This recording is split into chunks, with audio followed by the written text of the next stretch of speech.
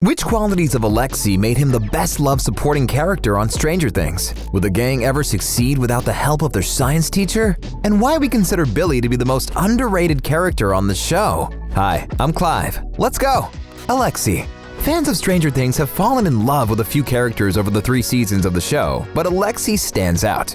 I know he doesn't look it, but he is one of the most dangerous men in the world.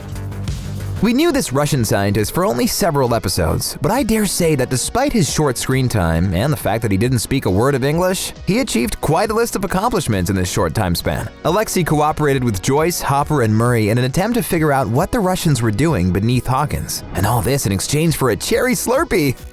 You tell him he can forget it. Нет вишни, нет уговора. He even went so far as to patiently explain to Joyce the workings of that top-secret key machine. Machina, yes.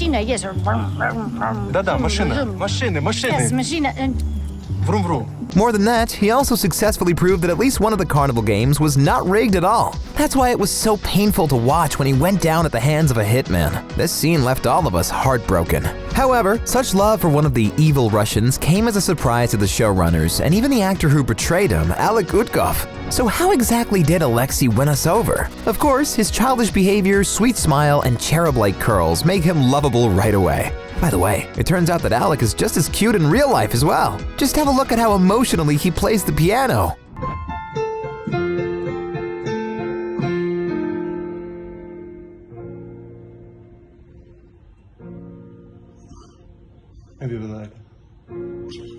Oh.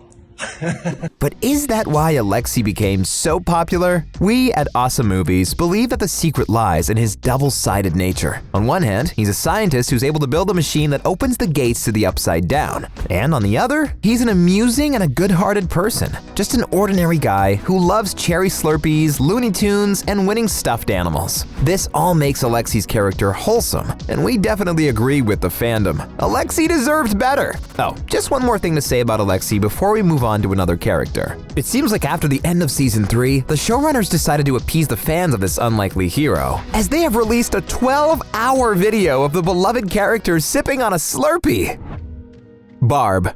Barbara Holland was the first character to be killed off on the show, and despite the fact that she's only in a handful of scenes in the first 3 episodes before her hugely tragic death, Barb became one of the most memorable small TV characters. Surprisingly, it happened in spite of the fact that she was supposed to be, well, plainly speaking, disposable. She was just an awkward girl whose place was somewhat low on the teenage social hierarchy ladder. When Will went missing, the whole town was in an uproar. When Barb disappeared, no one but Nancy seemed to notice her absence. Even her own parents didn't notice right away. The shadowy government agents took her car to a bus terminal and told everyone she ran away. And it seemed like everyone bought it. No one really cared about Barb. Even her supposed best friend Nancy searched for her half-heartedly. Of course, fans were really disappointed by this and started demanding justice for Barb at virtually every turn. But there's one more reason why the fans speak in her support. The truth is that from the very first time we saw her, she was the person many of us could identify with. Barb was the real girl next door. She's the kind of person who spends most of her high school being ignored. A teenager too tall to be called pretty, with heavy spectacles and mom jeans. She's nothing like her doe-eyed, about-to-become-popular friend. And Barb can read Nancy like a book.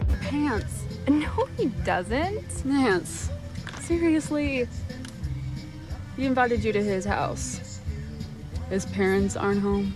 But also, she knows how important her blossoming relationship with Steve is. So she agrees to accompany her to a pool party, the one that ends so tragically for her. Yet, Barb's real tragedy goes even deeper. The fact is that she had so much potential. She didn't need to reinvent herself like Nancy to be likable, because really cool girls don't fret about whether others consider them cool or not. Such a smart and reasonable girl would probably leave this small Indiana town after graduation and start a new life in some better place, and would definitely become someone truly amazing. Thankfully, unlike the citizens of Hawkins, the Stranger Things fans have not forgotten about Barb. And although the Duffer Brothers never intended for Barb to become an internet meme, she became a real cult icon. She's inspired GIFs, murals, t-shirts, and whatnot that have given her a kind of second life that the show denied her. And who knows, maybe this immense amount of love from the fans finally brought justice for Barb in the 2nd season of the show.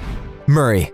Because there was, indeed, justice for Barb. The man who got it was none other than our next hugely underrated supporting character. This private investigator seems to be a little crazy. He's also a hardcore conspiracy theorist who spends most of his time barricaded in his home away from everyone else. But hey, he lives in a town where secret government agencies open portals to other worlds that attract monsters. I'd say that definitely justifies Murray's paranoia. Don't worry. It's a little bit eccentric, but completely harmless. At first glance, he seems to be just a comic relief, and he definitely is one of the funniest characters on Stranger Things. He says whatever he's thinking and is never ashamed of anything he says or does, no matter how strange it might look. Steve. We like Steve. Yes. But we don't love Steve. What?